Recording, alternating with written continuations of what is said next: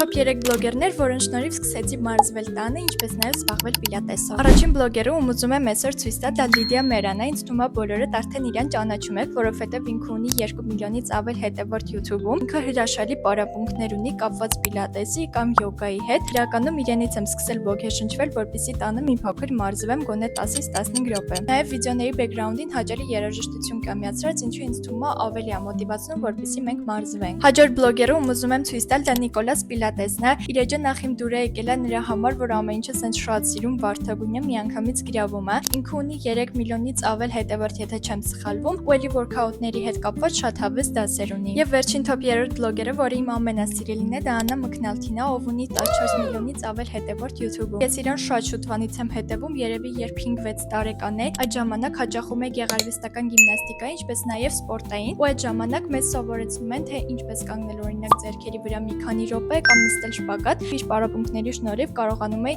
տունը մի փոքր պարապել։ Իսկ եթե ձեզ դուր եկավ նմանատիպ ֆորմատը, չմոռանաք միանալ իմ էջին ավելին տեսնելու համար։